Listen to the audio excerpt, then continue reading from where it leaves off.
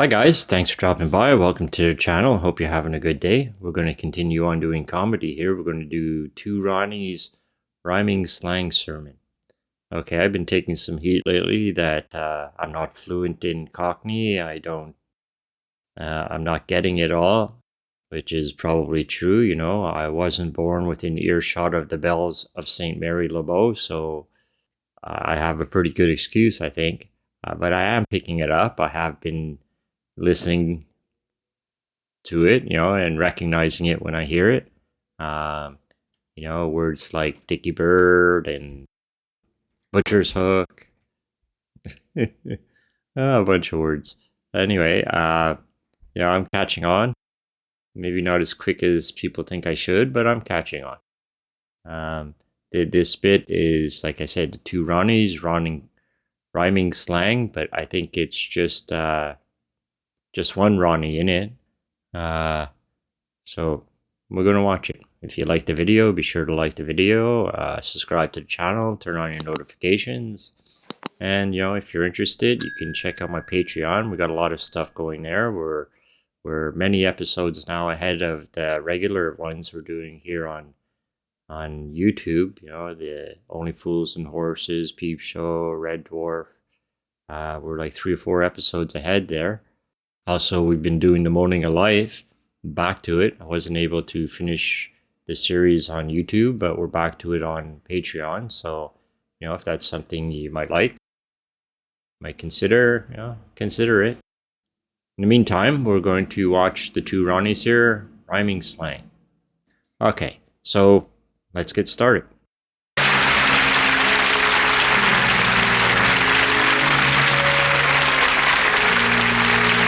Fallen line, different Cain and Abel church. In that table? Now, many of you here tonight will know that Cain and Abel and Hampstead Heath are Cockney rhyming slang. Cain and Abel means table, and Hampstead Heath means teeth. We are glad to welcome tonight a large group of Cockney worshippers to Evensong, and it is to them that I wish to address my sermon. I want to tell you a story. A long time ago, in the days of the Israelites, there lived a poor man. He had no trouble and strife. He'd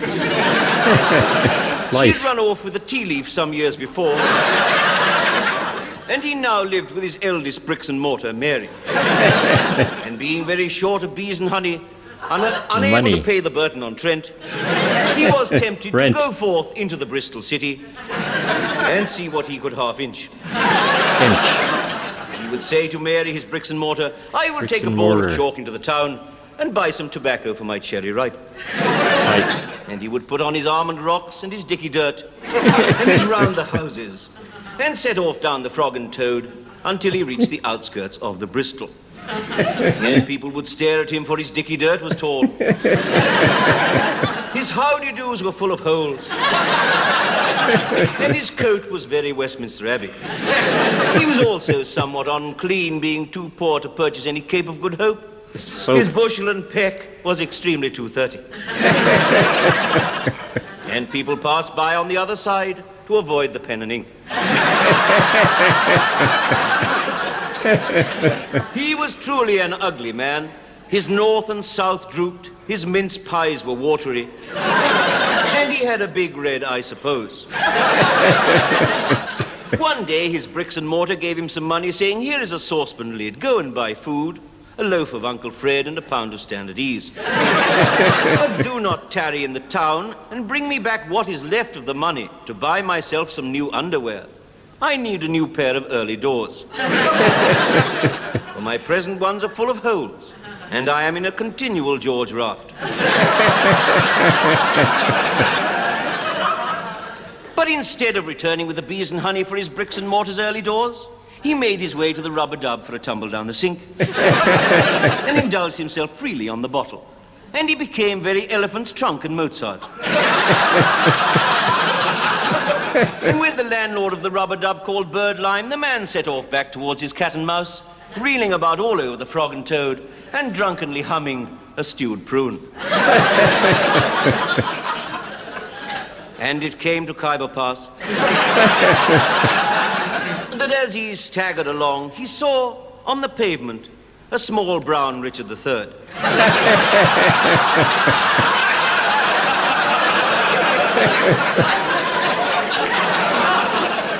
And he stared at it, lying there at his plates of meat. And he said, "Oh, small brown Richard III, how lucky I did not step on you." And he picked it up.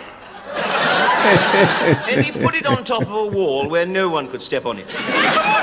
And a rich 4x2-ish merchant, 4x2-ish. who witnessed the deed, put his hand into his skyrocket and took out a Lady Godiva and handed it to the man, saying, "I saw you pick up that Richard III and remove it from the pavement, and that was a kindly act.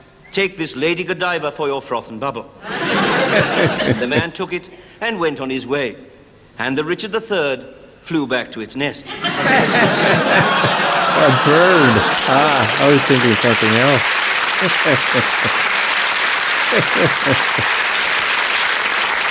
Now, when the man arrived home, his daughter was sitting by the Jeremiah on her favorite Lionel Blair. And she arose angrily and said, "Once again you come home, elephant's trunk and Mozart. You have spent all the money I gave you. Now I cannot have my new pair of early doors. Neither can I have wine, as you do." And the man said, "Fear not, here is a Lady Godiva, which I earned by a kindly act." And the woman was overjoyed and said, "Thank you, father. Now I can have my pair of early doors. Verily, that kindly act has ensured that I have more than enough to cover my bottle and glass."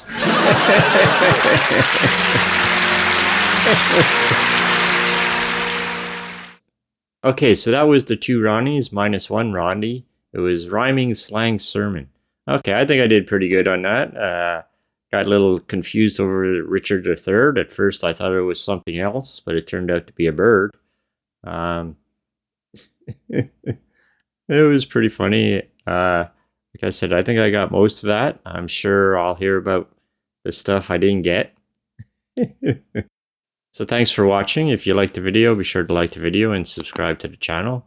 And once again, check out the Patreon. We're doing pretty good over there. And, well, thanks for watching, and have a nice day.